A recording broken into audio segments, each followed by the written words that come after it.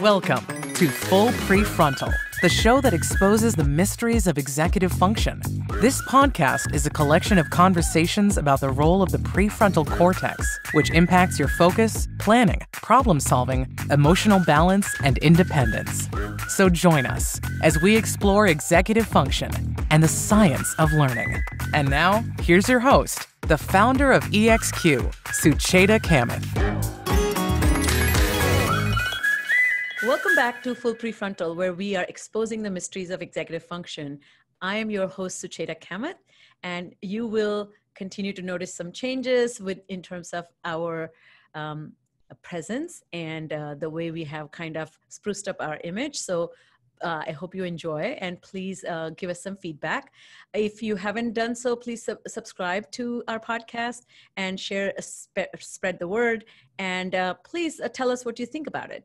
And that brings me to our conversation today with our very special guest, and welcome Dr. James Danckert, who is a trained clinical neuropsychologist from Australia before he moved to Canada to pursue his postdoctoral fellowship with Dr. Melvyn Goodale at London, Ontario. He was awarded a Canada Research Chair at the University of Waterloo, where his research explores the neural cognitive correlates of boredom and how the brain builds and updates mental models and the consequences of stroke for attention and vision. So it's so interesting in so many ways.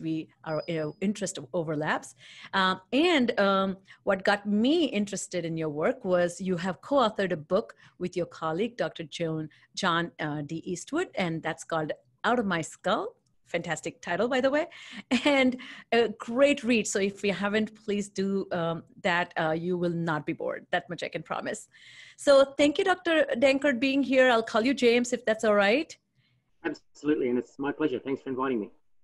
Thank you. So I asked this question of all my guests, and particularly I love cognitive or neuropsychologist because you have this understanding of brain behavior relationship, and you will, if you don't mind, to take a minute to reflect upon your own journey as a learner and a thinker.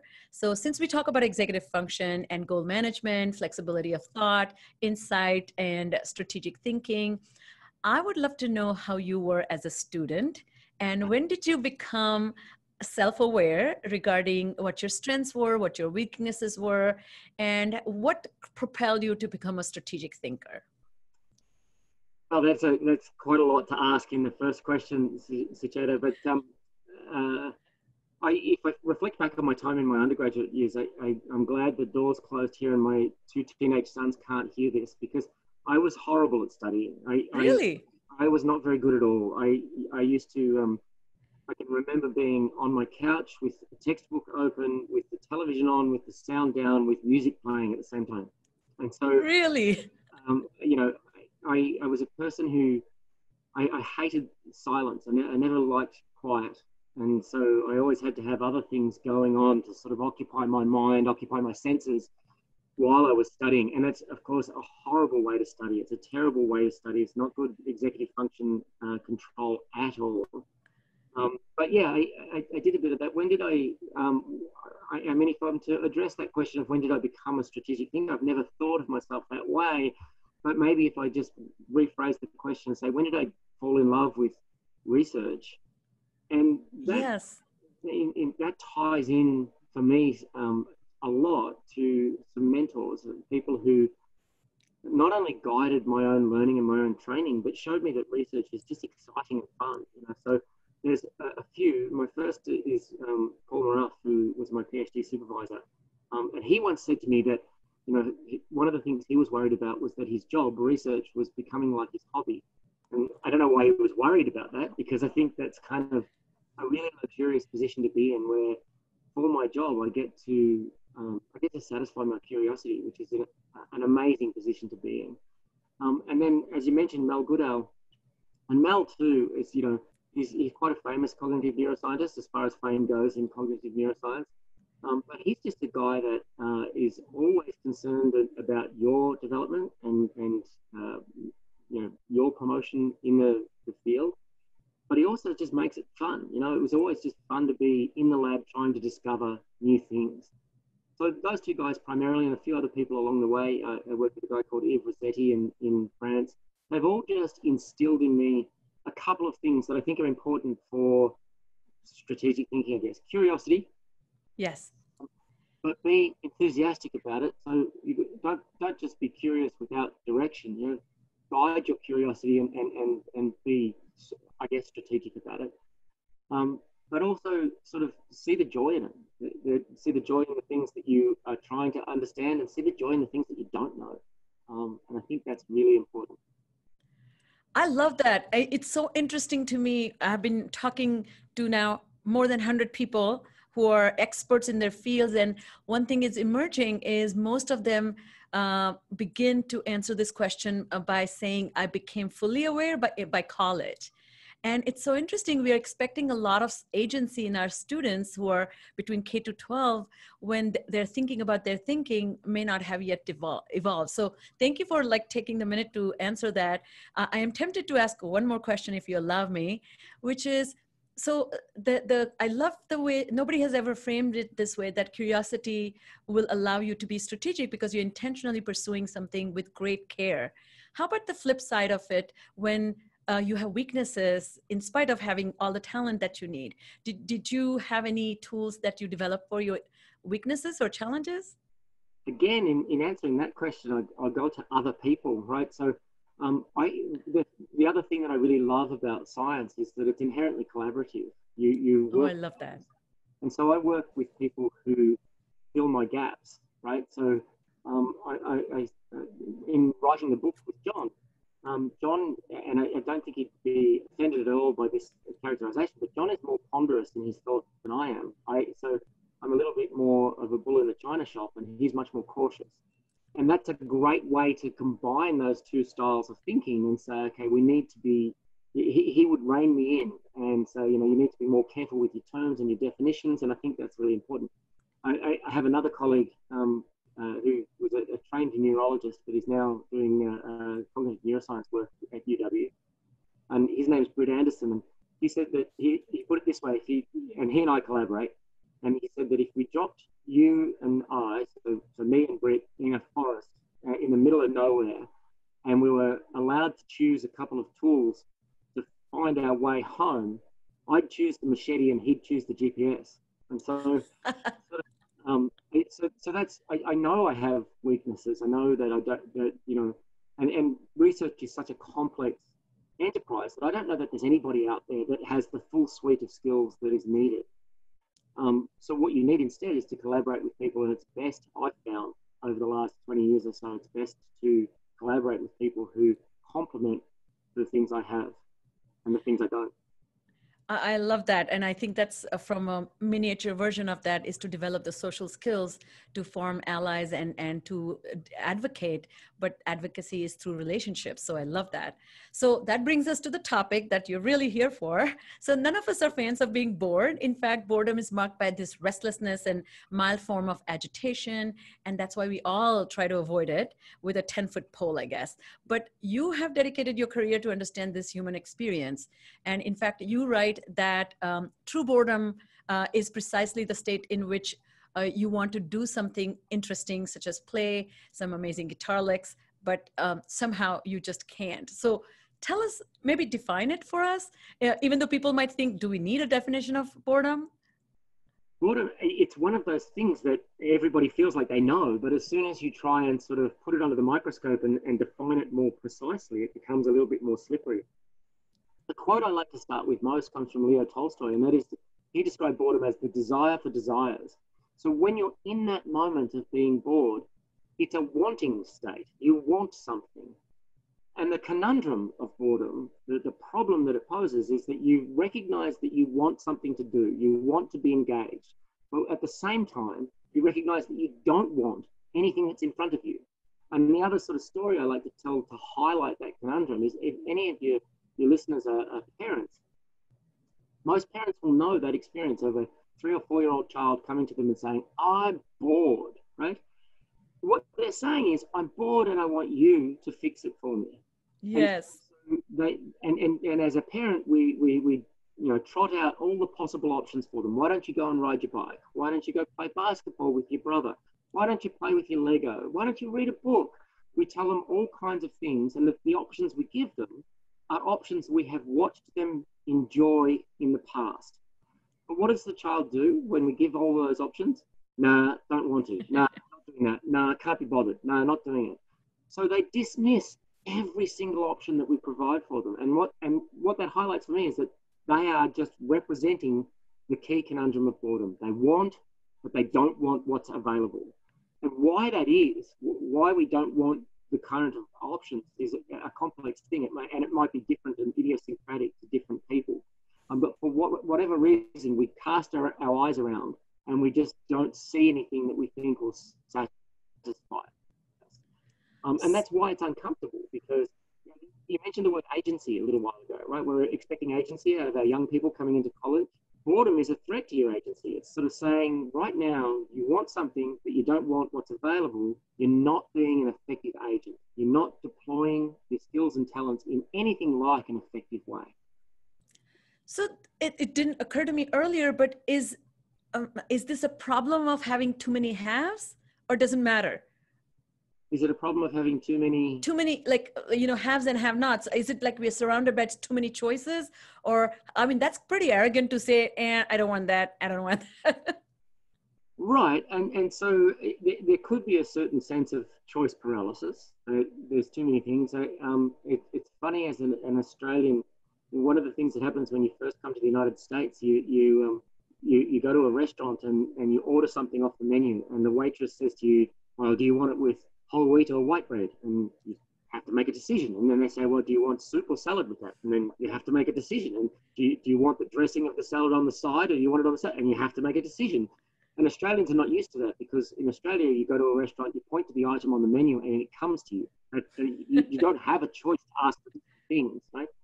So, I mean, that's an aside. But yeah, choice paralysis could be a problem. I think the flip side of what you're asking there is, do people who don't have as many options, are they less likely to be bored? And we don't have any evidence to say anything much about that.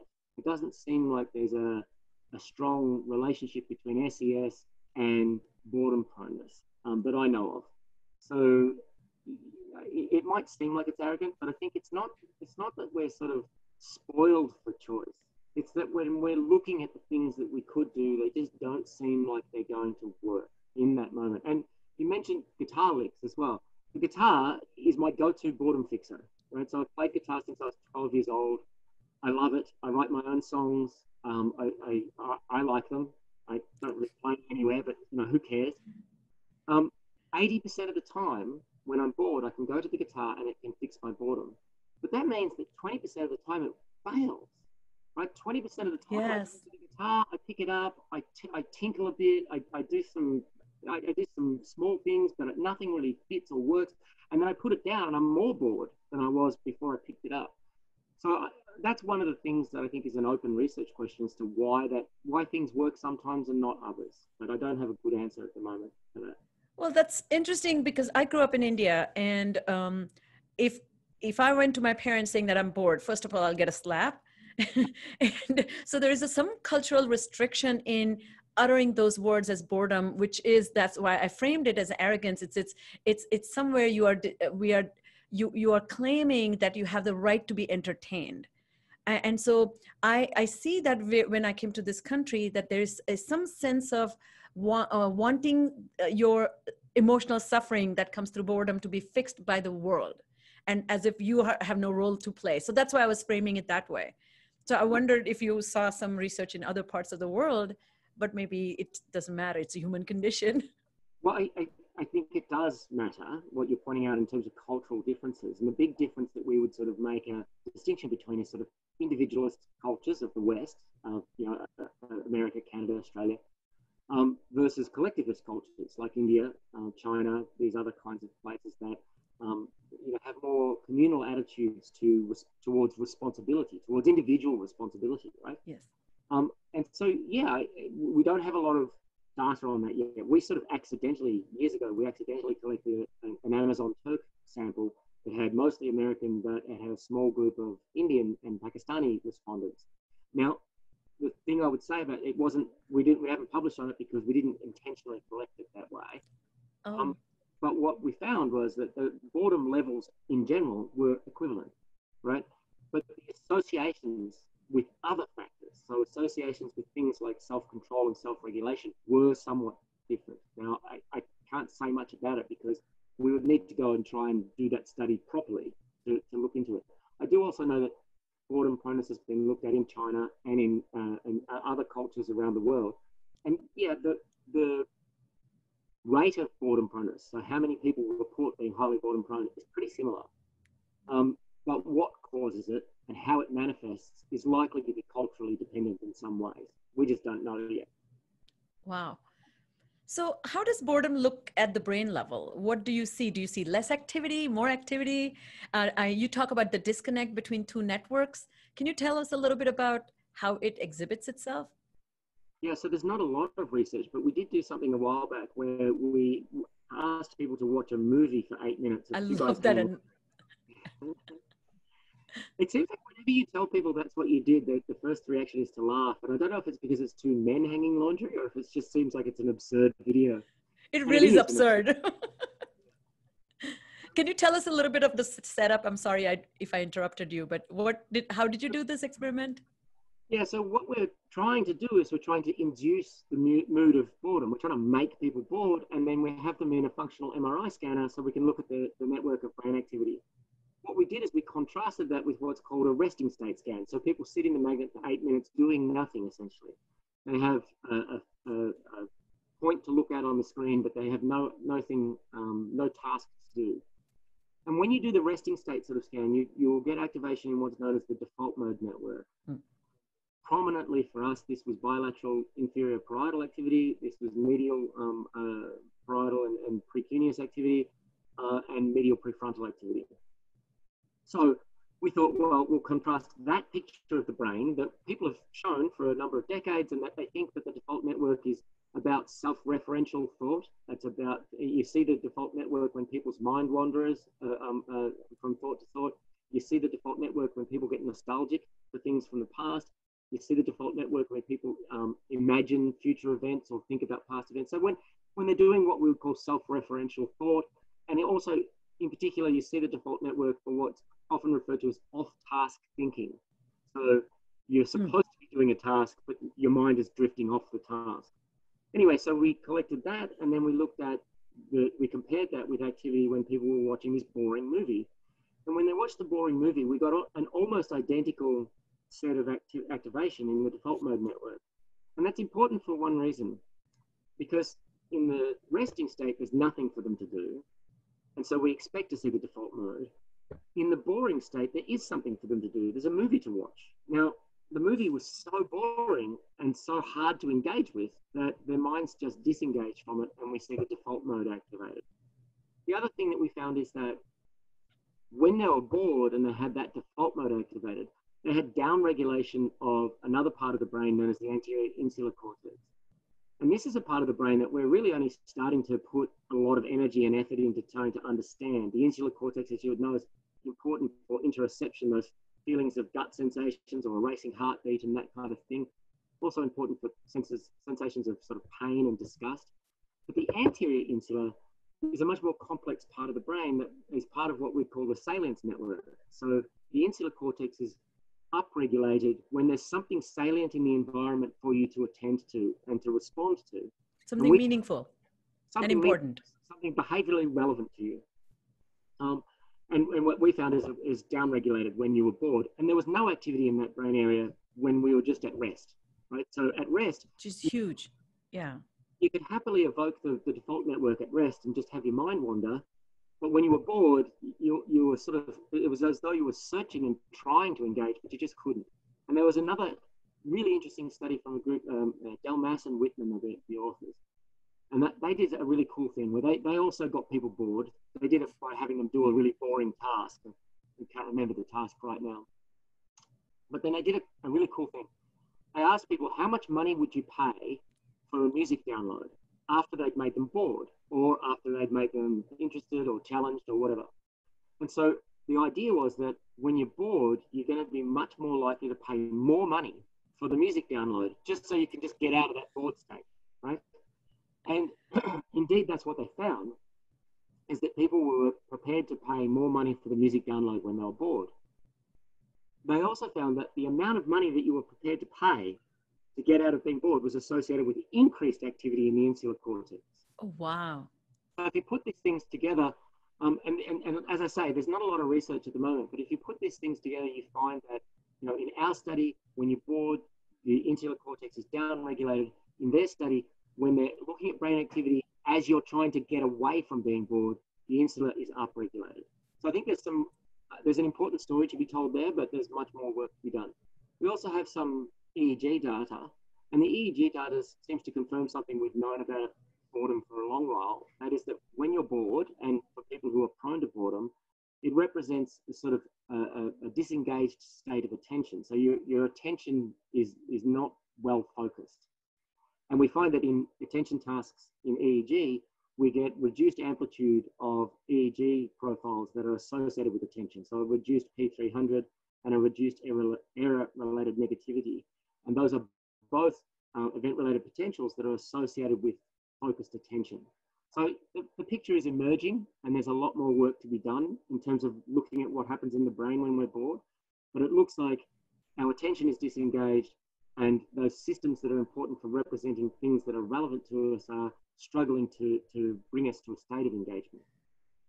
So I have so many questions. First of all, I think that your research is so cool. And I think I've seen this video on YouTube, correct? The two men folding laundry is the same one, right?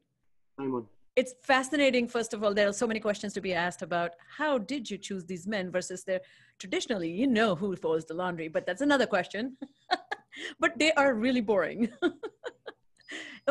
So one thing that comes to my mind first is think about the default mode network and a seat of creativity, that suspended free flowing of a nostalgic time travel backwards, forwards, and making connections. Sounds like in the state of boredom, creativity, because in creativity, you have not downregulation of the insular cortex, correct? So boredom is really a killer of creativity. Would you say that? Well, it's interesting. Or am I getting it wrong? No, it's interesting that you put it that way, because I think a lot of people, certainly in the media, a lot of people want to claim that boredom will make you creative. And that claim drives me nuts. Boredom will not make you creative. If you have developed creative outlets, so if you have honed, if you've honed the skills necessary for some creative outlet, whether it's music or art or sculpture or writing or needlework, I don't know, it doesn't matter what it is. But if you've spent the years and the effort and the hours cultivating those creative skills, when you're bored, those skills you've created are cultivated will be really useful in getting you out of being bored. But I think, so it's not that boredom won't make you creative, and I don't think boredom prevents you from being creative. The key is boredom just signals that you need to do something else. You need to get out of whatever state you're in and do something more engaging. So if you have not cultivated creative outlets or other sorts of outlets to engage yourself, then, you know, boredom will linger and it will start to become a problem for you. My son just the other day, he's about to turn 16. He's always claimed to me that he never gets bored. So then he went for a bike ride the other day, and we asked him when he came home from the bike ride, why did you decide to go on the bike ride? He said, because I was bored. And I said to him, well, hang on, you told me you never get bored. He says, no, Dad, I never get bored for long enough. I get bored and then I do something about it. And wow, that's such a great observation. What he did was he went out and did something physical. So it didn't have to be creative because he didn't want to at that point. He just wanted to go and do something physical. So boredom doesn't prevent anything and it doesn't promote anything. It pushes you to choose an action. It pushes you to choose a way out of boredom. And you can choose maladaptive ways or you can choose adaptive ways.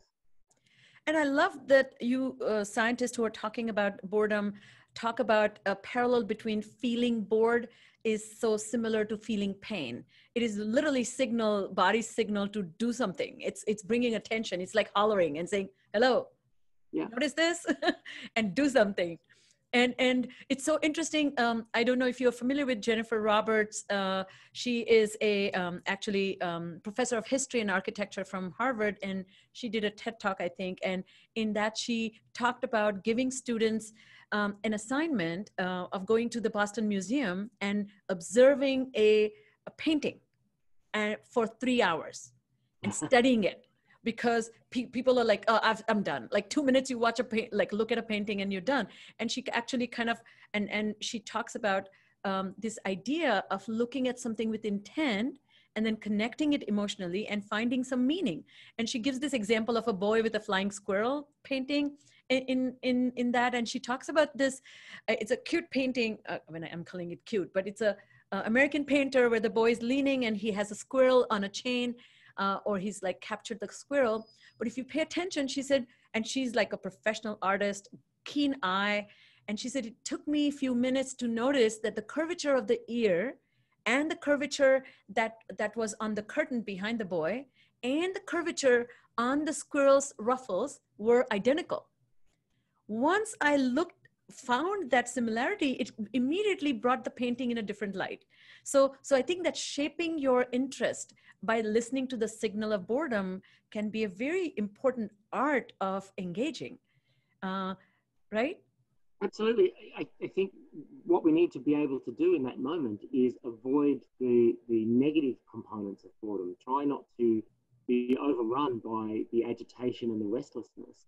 And then I would agree, you can, if you can be more reflective and more contemplative, then you can extract so much more out of what you're doing. But in the height of that sensation of boredom, that becomes part of the challenge, to try and relax, take a breath, and focus on what matters to you and what's meaningful to you. So that brings me to this question about what's the relationship between boredom and metacognition? Because to me, it's like a tool to pull yourself out of the rut by recognizing you're in a rut. Right.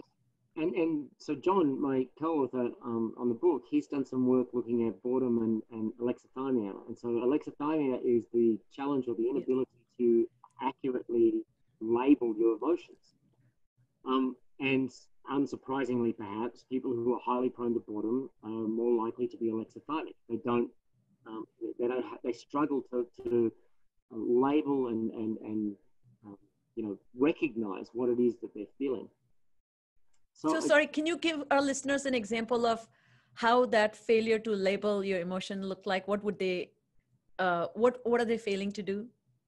Well, I think that what they'll be feeling is the physical components that are associated with whatever that emotional state is, whether it's sadness or anger or boredom or whatever it is. It always comes packaged with physiological changes and physiological sensations.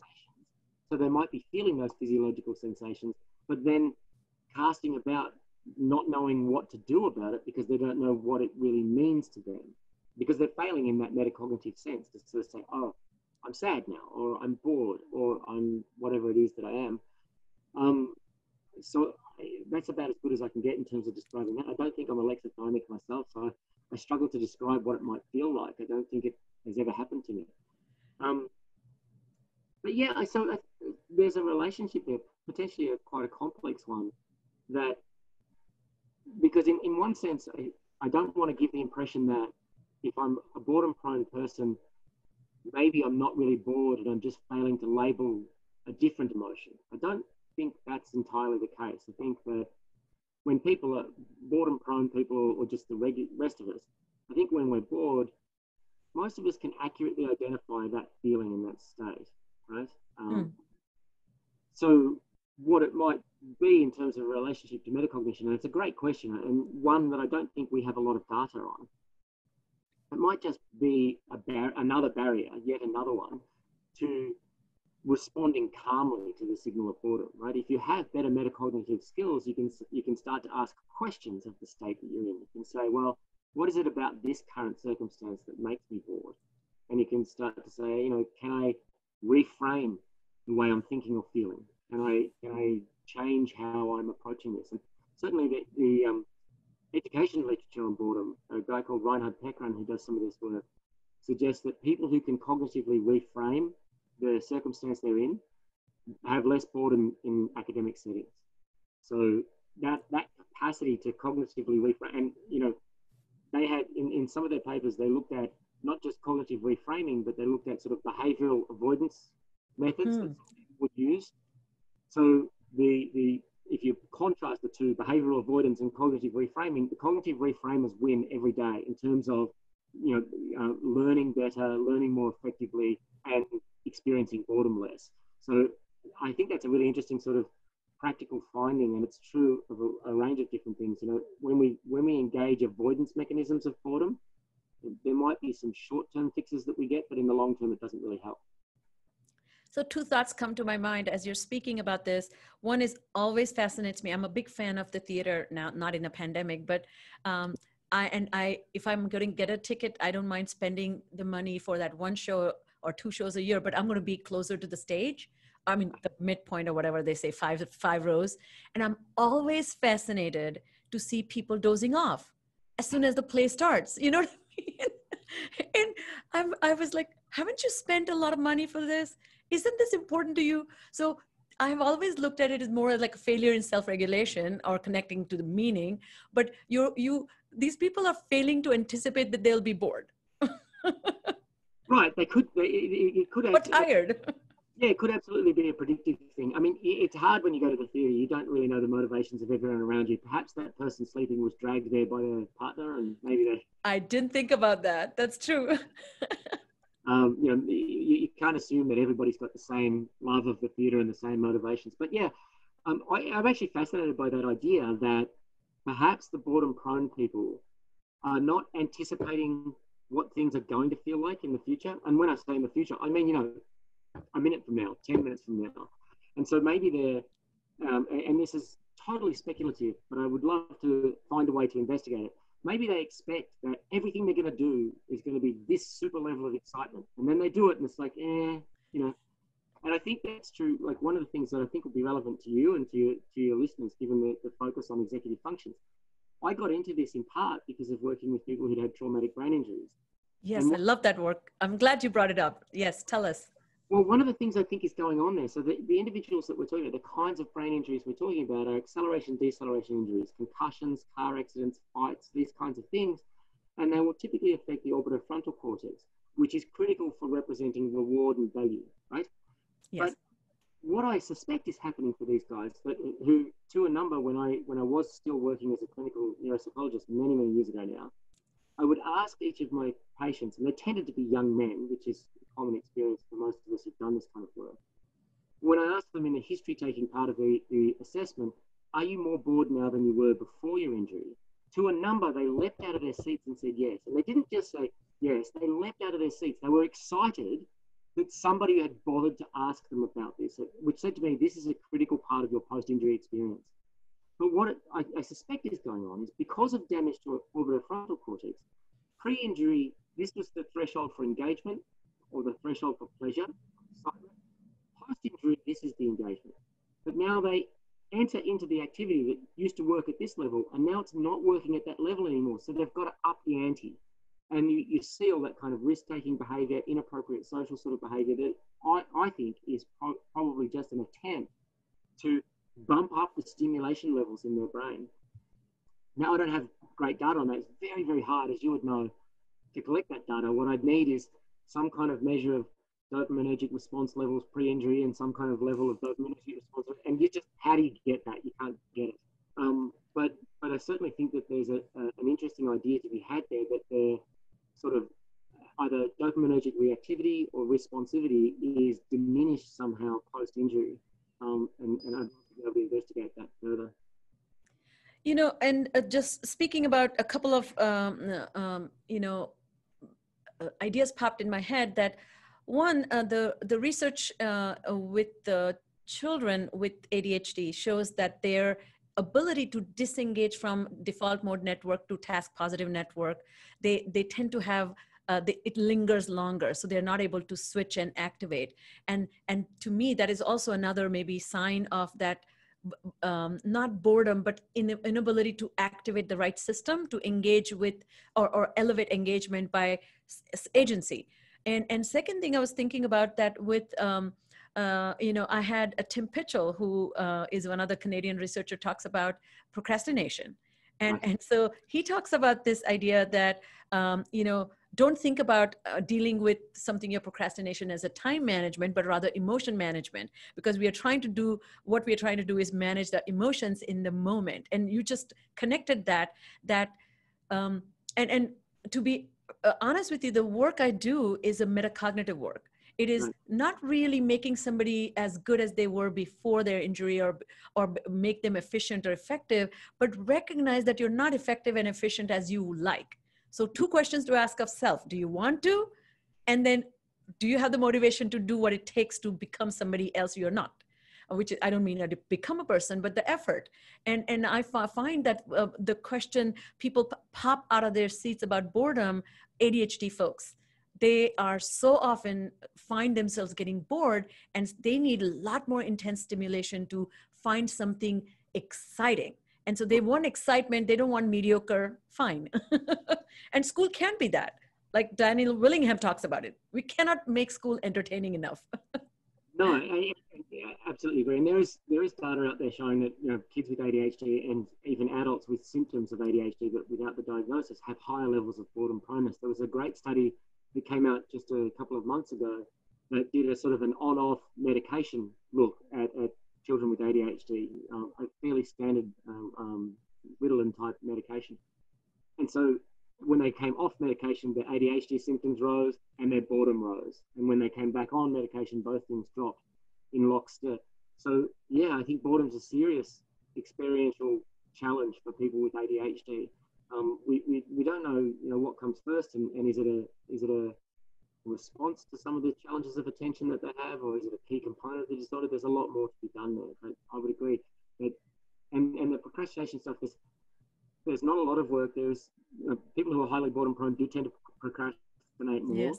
But I love your insight that we shouldn't be thinking about this as a failure of time management or even a failure of sort of cognitive skill. We should think about it as a challenge of regulation, and it can be affective regulation or yes. even just cognitive regulation. And what I like to tie with my clients is, one of the best ways to self-regulate when the motivation to regulate is absent is to use the world. Like, we tend to do better when we are with people, because they, for decency or to show that we are decent partners or companions or whatever it is. So if you can't self-regulate, get into co-regulation, because that co-regulation can be that external motivation to not look bad or not be a less of a competent partner if you just don't care about anything else, and that's how we pretty much kind of, like the guy that in the theater who went there because he loves his wife, doesn't love the theater.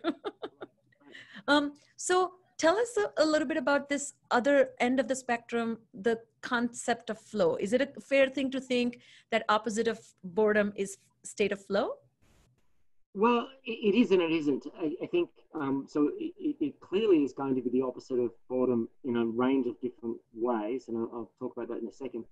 The way in which I'd say it's not the opposite of boredom is that it's not the only opposite. Right? There are many ways in which we can be engaged. There's many states that we can be in that we would count as effective engagement, and those states don't have to be flow.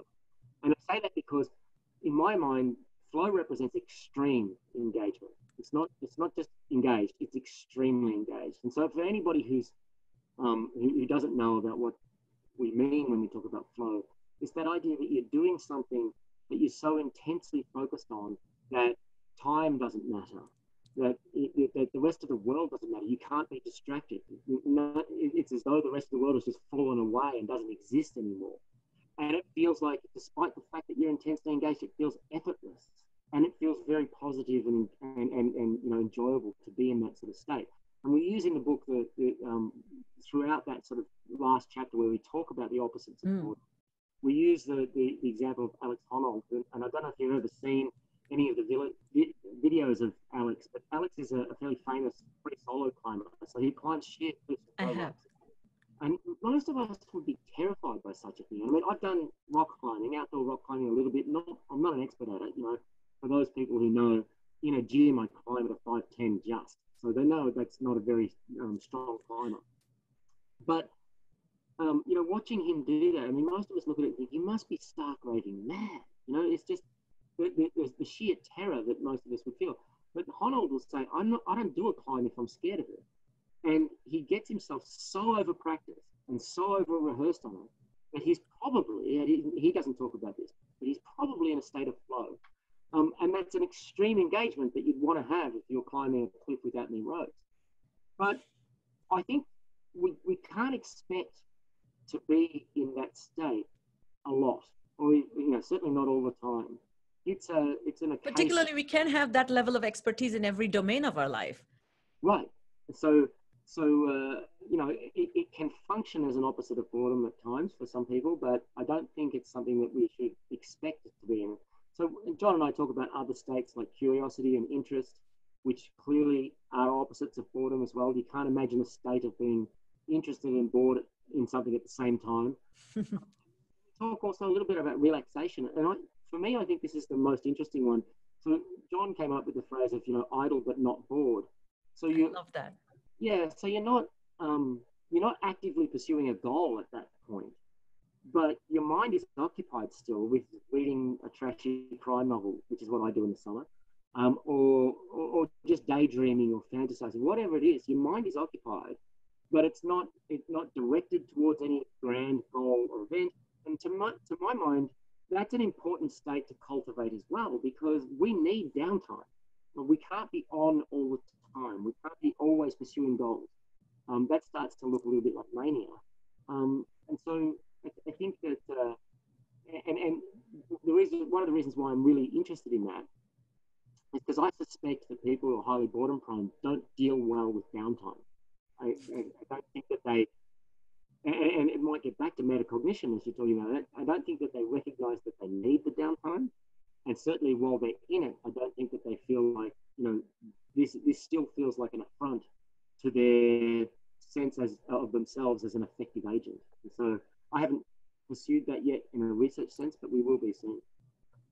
I think they don't enjoy it. There's no emotional satisfaction that comes from being in that state, which to me is, I will tell you that the work I'm doing on myself through mindfulness has really gotten me closest to that. And one of the ideas there is I don't know if you've heard the term called choiceless awareness. No. And it's being okay to let your mind go, let your thoughts be, and simply say, oh, there's my mind. Oh, it's now back. So that practice of mindfulness has really helped me to, but fundamentally, I'm not a person who ever gets bored, because I'm deeply curious about the world. And I have so many ways, like your son, I don't get bored long enough and I let it go unattended. Right. I will say in a pandemic, I'm experiencing a little bit more of fatigue of my curiosity is getting a little exhausted of running. And that brings me to this last question. Of course, I can go on and on talking, but I'm being mindful of your time. One of the things I love that you said that boredom can't tell you what you ought to do, nor can we. So you're saying pay attention to those physiological signs of what your mind might be doing during boredom, and then channel it. And the channeling, can you just leave our listeners with some specific things, like you just explained the leisure and curiosity, but how would that look like actionable? How do we put to practice?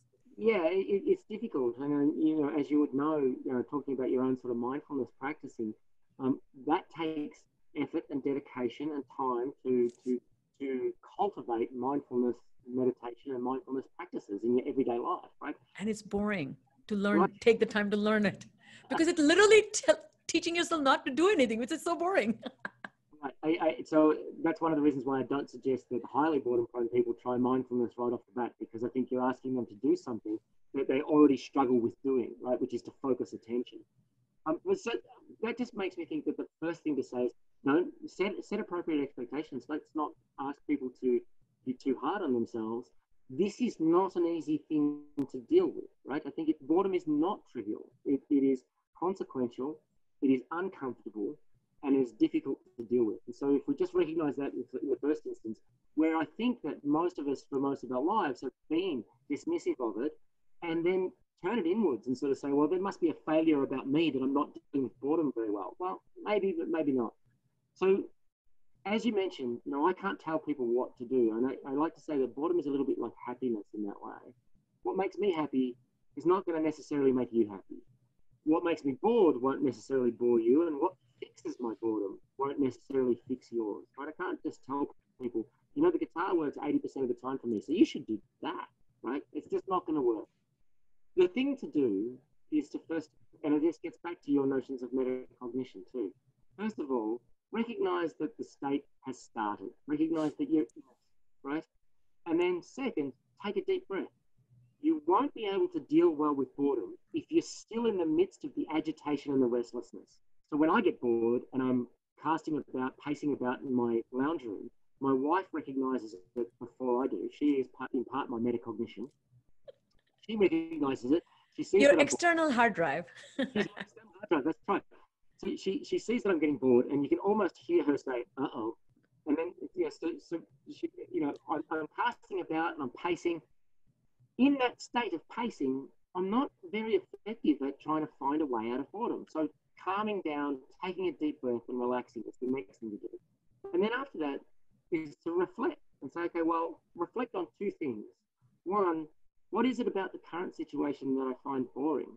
And for me, most of the time, it's that I've got a 15-minute block, and most of what I want to do is going to take at least half an hour. Exactly.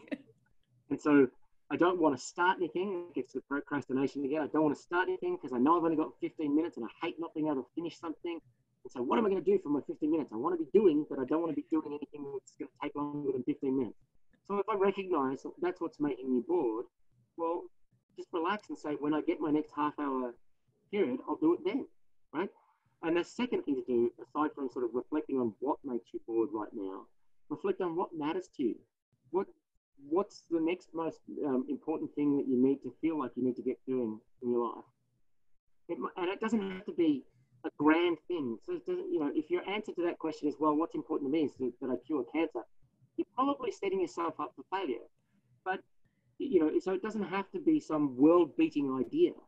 It can be something small that says, well, what matters to me is that I spend a bit more time with my children or my wife today or something. It doesn't, anything that you can action it on, you can do something about, that you will feel good about both the meaning to you and the fact that you're able to show yourself to be an effective agent. That's the best I can do for advice. That's fantastic. This reminds me of James Hollis's, who's a psychologist, his concept of mature spirituality. Well, that brings us to the end of this fantastic conversation. I cannot thank you enough for being such a fabulous guest and simplifying concepts that are really hard, but so important. And particularly as there are discussions going on how to help children return to school and how to manage this ongoingness of a pandemic. So I really appreciate your time. And that's all the time we have. Here are a few things for you to think about. If you love what you're hearing, please share it with your friends. And if you have a moment, leave us a review. And finally, be sure to subscribe to the full PreFrontal. Sorry, I'm going to do that again. And finally, be sure to subscribe to our newsletter. So that's all we have. Thank you again for being with Full PreFrontal, Exposing the Mysteries of Executive Function. This is Sucheta, and I thank you, James, for being with us. My pleasure. Thank you for listening to Full PreFrontal, Exposing the Mysteries of Executive Function. To contact your host, Sucheta Kamath, and learn more about her work on improving executive function, visit her website at exqinfiniteknowhow.com. That's www.exqinfiniteknowhow.com. Tune in next week for another informative episode of Full PreFrontal, hosted by the founder of EXQ, Sucheta Kamath.